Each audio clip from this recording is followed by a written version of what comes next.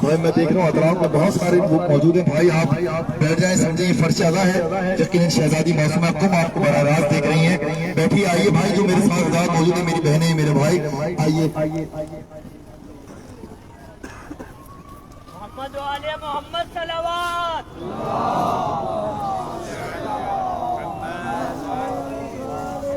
نعرہ تکبیر, نعرہ رسالت, نعرہ حیدری, محمد و آل محمد صلوات. اعوذ باللہ من الشیطان الرجیم. بسم اللہ الرحمن الرحیم. وبہ نستعین وهو خیر ناصر ومعین. وصلی اللہ علی سیدنا مولانا بالقاسم محمد وآلہ الطیبین الطاہرین ولعنۃ اللہ علی اعدائہم اجمعین. اما بعد, قال الحکیم فی قرآن الکریم. بسم اللہ الرحمن الرحیم. فی بیوت اذن اللہ ان ترفع ویذکر فیہا اسمہ ویسبح لہ فیہا بالغدو والآصال. حکم الہی ہے کہ ان گھروں کی تعمیر اور تعظیم کرو جن گھروں میں صبح شام اللہ کا ذکر ہوتا ہے, جن گھروں میں صبح شام اللہ کی تسبیح کی جاتی ہے. فی بیوت اذن اللہ ان ترفع. حکم الہی ہے ان گھروں کے بارے میں کہ انہیں ان ترفع بلند کرو یعنی تعمیر کرو, بلند کرو یعنی تعظیم کرو. ترفع یہ رفع مادی ہے تو تعمیر کرو, اور اگر رفع معنوی ہے تو تعظیم کرو. ان گھروں کی تعظیم بھی کرو, ان گھروں کو تعمیر بھی کرو جن گھروں میں یسبح لہ فیہا بالغدو والآصال, جن گھروں میں صبح شام غدو بھی اور آصال بھی, صبح شام اس کی تسبیح ہوتی ہے اور اس کا ذکر ہوتا ہے. آیت نازل ہوئی تو اصحاب نے پوچھا یا رسول اللہ وہ گھر کون سے ہیں جن گھروں میں سوائے ذکر الہی کے کچھ اور نہیں ہوتا؟ وہ گھر کون سے ہیں جن میں سوائے تسبیح پروردگار کی کوئی اور بات ہوتی نہیں ہے؟ مسجدوں کی بات نہیں ہو رہی. فی بیوتن ہے, فی مساجدن نہیں ہے.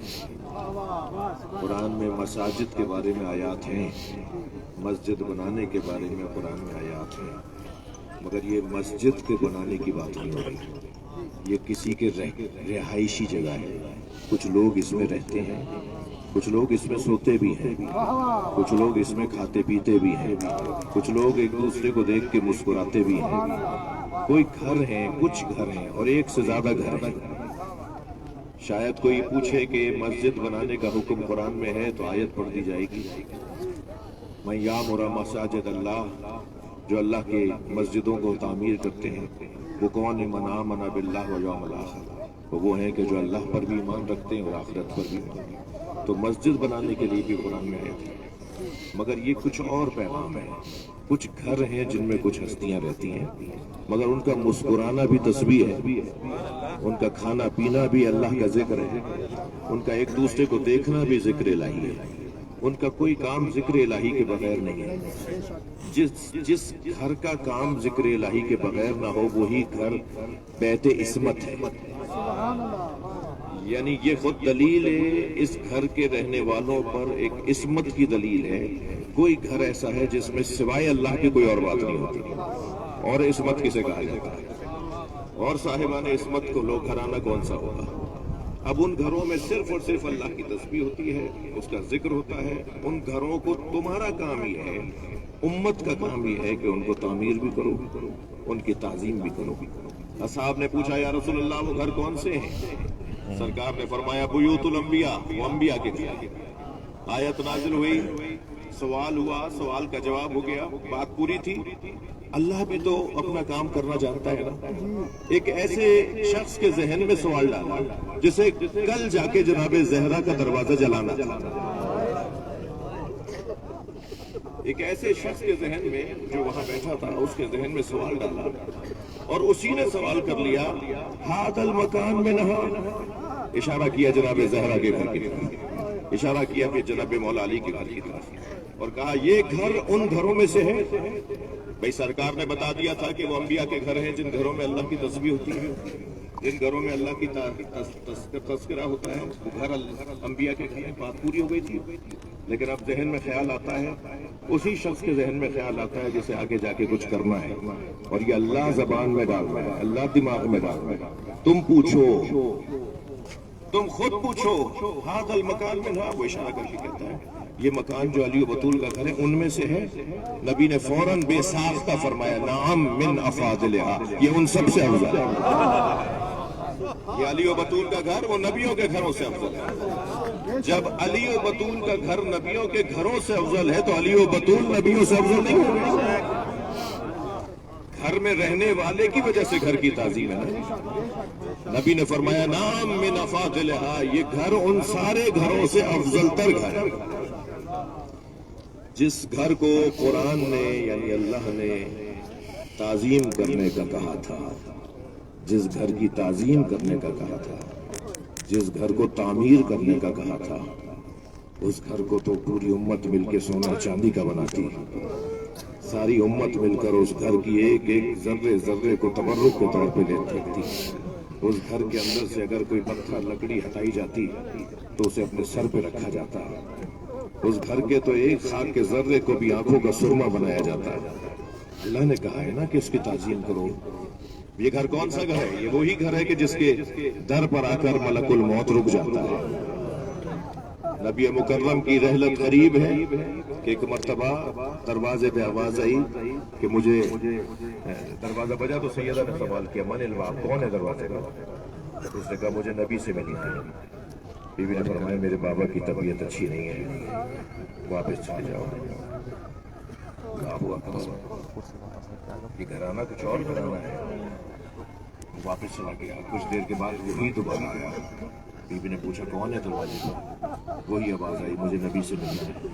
بی بی نے فرمایا میرے بابا آرام کر رہے ہیں۔ وہ واپس چلا گیا۔ تیسری دفعہ جب وہ آیا، دروازہ بجایا، پوچھنے لگا۔ میرا تو دل کہتا ہے یہ 1000 مرتبہ آتا اور 1000 مرتبہ سیدہ لوٹاتی تو یہ واپس جاتا۔ نبی نے ایک مرتبہ آنکھیں کھول کر دیکھا، فاطمہ یہ ملک الموت ہے، یہ کسی سے اجازت نہیں مانگتا، مگر تمہارے گھر کی تعظیم ہے، تمہارے گھر کا ادب ہے، جس کی وجہ سے فرشتے معمور ہیں بغیر فاطمہ کی اجازت کے اندر مت جانا۔ اجرکم اللہ، اجرکم اللہ۔ آپ کی آوازیں بلند ہو رہی ہیں۔ میرے دوستوں نے، ہمارے عزیزوں نے، طلاب گرامی قدر نے، ہمارے عزیزوں نے مل کر یہ اہتمام کیا ہے۔ مختلف دوستوں نے اس کے اندر اپنا حصہ ڈالا ہے۔ میری ان سے گزارش ہے کہ آئندہ سال اس کا نام مشی کی جگہ جلوس اعزا رکھ دیں۔ میرے دوستوں نے کہا ہے اس پہ ہم غور کریں گے، کچھ چیزوں میں بہتری لانے کی ضرورت ہے، اور ایک وقت آئے گا کہ آج تو شاید 400-500 لوگ یہاں موجود ہیں، ایک وقت آئے گا یہ پورا صحن بھرا ہوا ہوگا، اور شان سے انشاءاللہ پوری دنیا کے اردو سمجھنے والے عزادار یہاں سے اس جلوس اعزا کو لے کے چلیں گے، اور وہاں جائیں گے کہ جہاں ایک پسلی شکستہ کا بیٹا پرسہ لینے کے لیے بیٹھا ہوا ہے، وہاں جائیں گے کہ جہاں امام زمانہ کو پرسہ دینا ہے، اور بڑی شان سے جائیں گے اور امام زمانہ استقبال کریں گے۔ ان کی ماں کا پرسہ ہے نا، اجرکم اللہ، اجرکم اللہ۔ آوازیں بلند ہو رہی ہیں۔ ان کی ماں کا پرسہ انہیں دینا ہے۔ میں بس 2-4 جملے کہوں گا، آپ آمادہ ہیں، اور آج یہ دن بھی کچھ ایسے ہی ہے، رات کی مجلس بھی ہے، آپ کو اس میں بھی عزاداری کرنی ہے۔ اتنا عرض کر رہا تھا کہ جس دروازے پہ کھڑے ہو کے نبی سلام کرتے ہیں، 1 2 4 5 10 مرتبہ نہیں، سرکار دو جہاں آیت تطہیر کے نازل ہونے کے بعد 6 مہینے تک सैकड़ों मरतबा सरकार ने सैयदा के दरवाजे पर खड़े होकर सलाम किया है। वो शायद इसीलिए बार बार खड़े हो रहे थे। ये दरवाजा खड़े होकर सलाम की जगह है, ये जगह खड़े होकर सलाम करने की जगह है, ये जगह आग लगाने की जगह है, ये जगह लकड़ियां जमा करने की जगह नहीं है। अजरुकुम अल्लाह, अजरुकुम अल्लाह। मौला अली जब घर में थे तो जनाब ज़हरा दरवाजे पर क्यों आए? ये सवाल है ना, ये बच्चों के, जवानों के, अज़ादारों के ज़हन में एक सवाल आ सकता है ना। जब मौला अली घर में थे तो जनाब ज़हरा दरवाजे पर क्यों आए? तो मैं एक मासूम इमाम से उसका जवाब सुना दूं आपको। अज़्ज़हरा खल्फ़ल बाब लियुसब्बिता अन्ना फी दारे। सैयदा दरवाजे के पीछे इसलिए आई थी ताकि बताएं इस घर में फातिमा रहती है। अजरुकुम अल्लाह, अजरुकुम अल्लाह। सैयदा दरवाजे के पीछे इसलिए आई थी ताकि इन्हें एहसास हो जाए इसमें फातिमा रहती है। लेकिन जब सैयदा ने दरवाजे को हिलते हुए देखा, बंद दरवाजे को जब चंद लोग तोड़ना चाह रहे हो, थोड़ा तसव्वुर करें कि क्या कैफियत रही होगी। बंद दरवाजे को जब कुछ लोग अंदर घुसने के लिए तोड़ना चाह रहे हो तो दरवाजा हिल रहा था। जनाब ज़हरा ने खल्फ़ल बाब दरवाजे के पीछे से कहा, कौन हो तुम लोग? तो बता दिया कि हम कौन लोग, नाम लिया कि हम कौन लोग। थोड़ा सा और जिगर पे पत्थर रख लीजिए, कुछ दिन के बाद वो नाम हम खुल के बताएंगे। बहुत अच्छी तहरीक आगे बढ़ रही है, बहुत आगे आ रहे हैं, आहिस्ता आहिस्ता बहुत चीजें रोशन होती जा रही हैं। मगर हर काम का एक वक्त होता है, कुछ दिन और सब्र कर लीजिए, हम ऐसे ही माइक में वो नाम बताएंगे। लेकिन रिवायत कह रही है हाँ हम बहुत आगे आ गए हैं। ये तहरीक जनाब ज़हरा, ये तहरीक विलायत है जनाब ज़हरा, ये मौला अली की विलायत की जो तहरीक जनाब ज़हरा ने शुरू की थी ना, आज पूरी दुनिया में उस तहरीक का परचम बुलंद हो चुका है। मुझे इमाम के ज़ुहूर की खुशबू आ रही है। इमाम ज़माना आने वाले हैं, शायद हमारे ही ज़माने में आने वाले हैं। हम उनकी ज़ियारत करेंगे, ये पुरसा हम उन्हें फिजिकली ज़ाहिरी तौर पर भी देंगे। वो आने वाले हैं और वो आकर सबसे पहले अपनी दादी का पुरसा देंगे। मैं अगर एक जुमला कह दूं तो मेरा मोहतरम मजमा पहुंच जाए जरा उस माहौल में। मैंने अपने एक बुजुर्ग उस्ताद से सुना कि जब जनाब ज़हरा पे दरवाजा गिरा, अजरुकुम अल्लाह, अजरुकुम अल्लाह, जब सैयदा पे दरवाजा खुला, जब सैयदा पे दरवाजा गिरा तो कुछ ने तो लिखा है कि बीबी ने जनाब फिजा को आवाज और आवाज देकर कहा, या फिजा तो खुजीनी, फिजा मुझे संभालो, फिजा मुझे संभालो,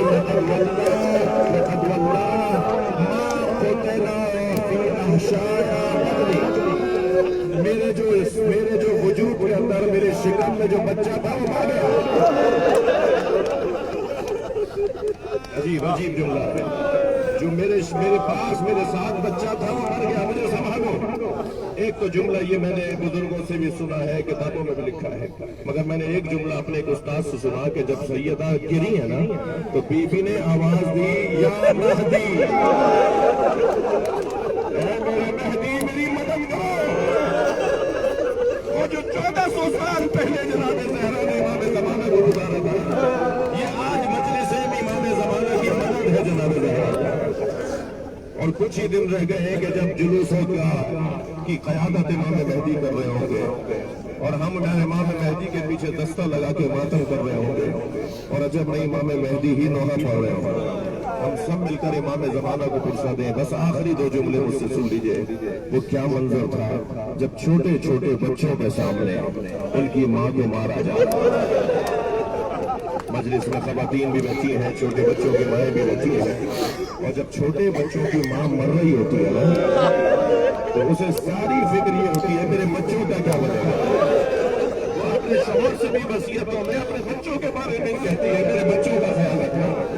और जब जनाब ज़हरा की शहादत करीब हो गई तो मौला अली को बुला के फरमाया, अली ततज़व्वज मिन बादी, मेरे बाद शादी जरूर कीजिएगा, लिअन्ना ला बुद्दा लिर्रिजाल अन्निसा, इसलिए कि हर मर्द के लिए एक औरत की जरूरत है, मगर ख्याल कीजिएगा शादी उससे कीजिएगा जो मेरे हसनैन से प्यार करता है, जो मेरी ज़ैनब का ख्याल रखती हो।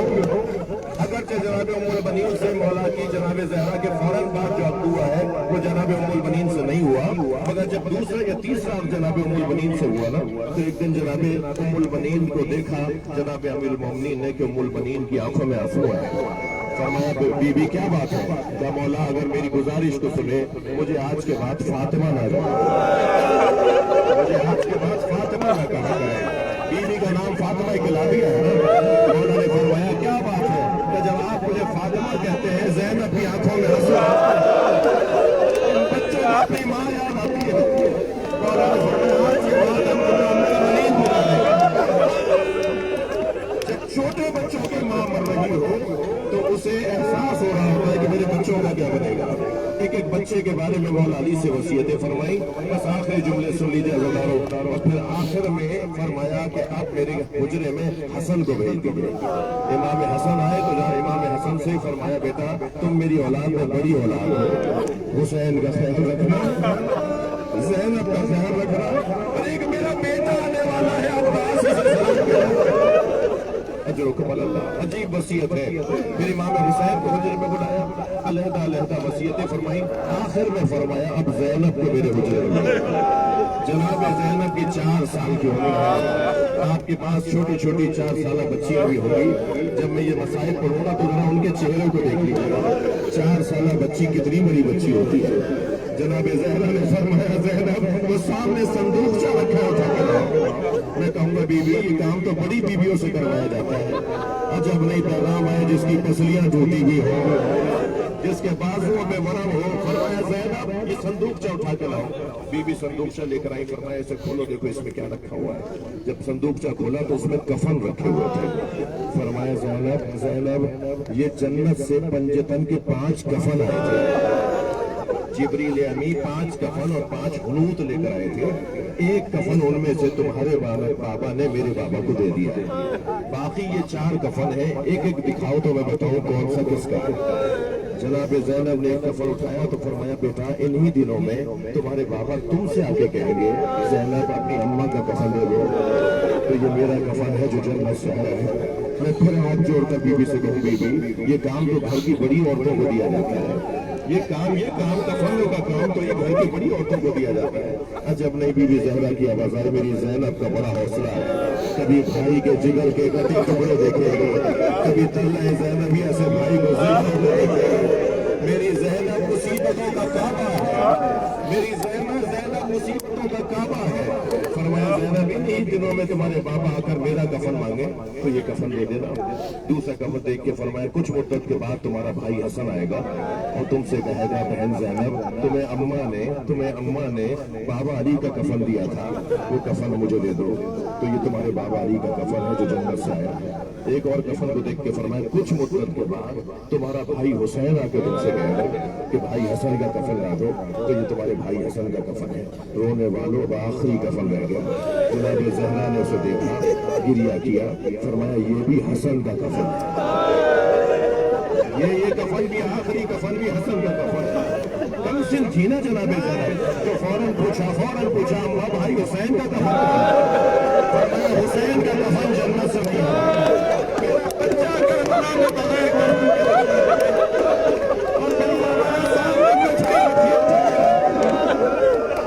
سامنے کچڑی رکھی اٹھا کے لاؤ. جناب کچڑی لے کر آئی. فرمایا اسے کھولو اس میں کیا ہے. ہم اس میں کچھ کپڑے رکھے ہیں. بیٹا دیکھو ایک کرتا ہوگا وہ مجھے دے دو. وہ کرتا نکالا. فرمایا اسے میں نے اپنے ہاتھوں سے بنایا. یہ کرتا سنبھال لو. آخری وقت میں حسین تم سے کرتا مانگا. میرے حسین کو یہ کرتا لا کے دے دینا. جب عاشور کے دن امام حسین نے جناب زینب سے فرمایا بہن زینب مجھے کرتا لا کے دے دو. یہ وہی کرتا ہے جسے تار کیا میرے مولا نے. بس آخری جملہ محشر میں جب جناب زہرا آئے گی نا تو اپنے ساتھ حسین کا وہی کرتا لے گا اور آواز دیں گی لے آئیے رزم بن قتلت. یا اللہ میرے بچوں کو کس جرم میں مارا. مجھے آج اپنے بچوں کا حساب چاہیے. ماتم حسین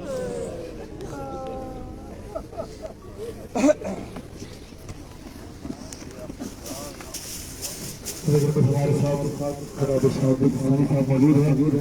آپ کی تمام سے پیشخانی کرتے ہوئے مسائل بہت پیش کریں گے. پھر انشاءاللہ موقع کرتے ہوئے برائے کا آغاز کریں گے. اور تمام زائرین سے جناب ادوار سے دواری میں موجود ہیں. بس تھوڑی دیر توقف ہے. اس حرم کو جناب معصومہ کا حرم نہیں، جناب زہرا کا حرم سمجھتے ہوئے آپ نے کھڑے ہیں۔ عجیب غربت ہے اس بیوی کی، اصلی قبر کا نشان بھی نہیں معلوم، اور معلوم ہو بھی جاتا تو پرسہ نہیں پا جا سکتا تھا۔ مہربانی اس بارگاہ کی، اس بیوی کی مہربانی، کریمہ کی مہربانی ہے کہ ہم یہاں پر موجود ہیں۔ میں مصائب کے 3 سے 4 بند پڑھتا ہوں، پھر انشاءاللہ مشی کا آغاز کیا جائے گا۔